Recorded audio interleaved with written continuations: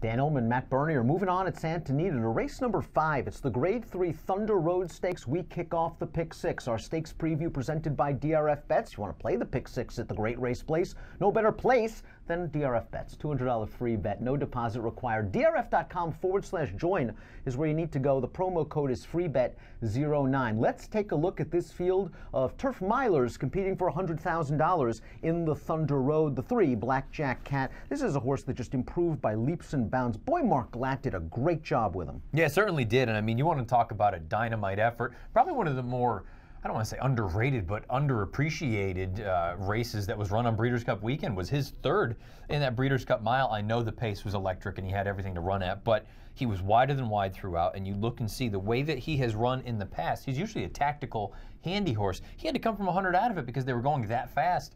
I thought he ran tremendous, and you know what? I expect him to run really, really big again Saturday. You're right. You watch that Breeders' Cup mile. He had a terrible post position, post 13, and Kent DeZormo broke with him and wanted to hustle and get that good early position, and he took a look to his left and saw 3 or 4 of the jockeys with the same idea. Well, you went to plan B real quick, and Blackjack Cat, a horse that, as you mentioned, likes to be 2nd or 3rd early. Well, now he's 11th or 12th, and he came with this smooth 4-5 wide bid on the turn, really wide in the stretch. It says a lot that he was able to stay on against some excellent milers and only get beat a length and a half. We expect him to be more forwardly placed here. Yeah, I think there's a scenario where he actually makes the front in here because I don't know how many confirmed burners there are. I know you've got some horses stretching out from sprints to routes, but I think you have one job. If you're Kent DeZormo, just get him out of there in good order. If somebody else is hell-bent on the lead, so be it. But I think there's a scenario where he's on the lead. Blackjack Cat had a 4-race win streak snapped in the Breeders' Cup mile. This is a horse that has run very well at Santa Anita in the past. His most recent start here, he won the Obviously mile. But what do you make of a horse when you look at his Beyer speed figures? And his last 3 and only 3 triple-digit Beyers in his career came at Del Mar. Do you think there's a particular affinity there or simply coincidence? Yeah, no, I mean, I think that's certainly something that you have to factor in. I don't know that you're going to have some sort of a 10-point regression. I mean, I think he's been earning those triple digits, the 101s to the 103s. I would imagine if you do think that this is sort of a horse-for-course piece where he loves Del Mar more than Santa Anita, I don't think all of a sudden he's going to run a 92. I think he's going to run a high 90, and that's probably good enough to win. Timeform U.S. Pace Projector has Blackjack Cat the 3 and Ohm the 6, sparring for the early lead, a fair pace. Ohm just doesn't win races. The last win was the Mathis Brothers Mile in 2015. Yeah. It's interesting that he's run 8 triple-digit Beyer speed figures without winning. He's very, very consistent. I think that's about as good a positive thing you can say about him. I also wonder if this point in his career, now keep in mind, the Mathis Brothers was a restricted race, so we're going a long way back here. I look at his most recent runs. I know maybe he was doing some things he didn't want to do. I wonder if he's tailing off form. I think that's a good chance that he is. Didn't change leads in the Seabiscuit, didn't change leads in the Breeders' Cup mile. Last time out in the Hernandez, maybe 6.5, a little sharp. I know he ran so well in the Breeders' Cup Turf Sprint back in 2016. Ohm, I used to love you, but now I've divorced you, which means you're going to win on Saturday. Let's talk about next chairs down towards the inside. First start for Richie Baltas. This horse ran in the Hernandez, and he was just out sprinted early. 6.5 is just a little bit sharp for him. He was wide turning into the stretch, and he was running at the end, and those were some salty turf sprinters he was in against. I was going to say, you see Richard's boy, Pee Wee Reese. We know that I love Pee Wee Reese, and I think he's a legitimate runner. I thought he ran tremendous, and initially I thought, well, is this just the classic East Coast going west, and then all of a sudden you're just better than everyone else?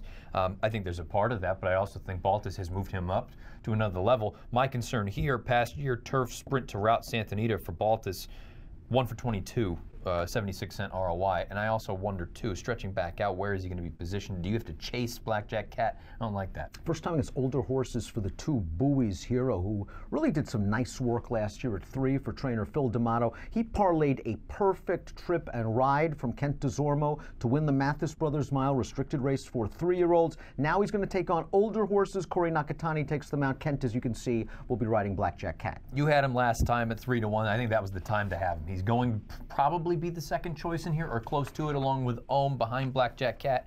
I thought he had a perfect trip, got a great ride.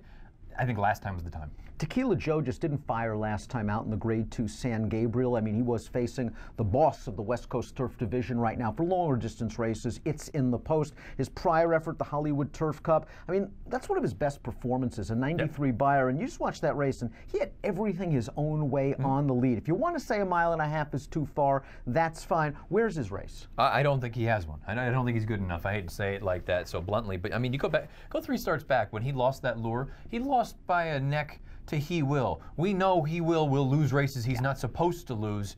So the fact that he couldn't beat he will, I just kind of look at it and go, how are you going to beat a horse like Blackjack Cat? I think Ohio has a chance to crack the exotics if you're a Blackjack Cat fan in here. This is a horse that we've tried to make into a good one, and he's been his own worst enemies at times. Just a real headstrong head case.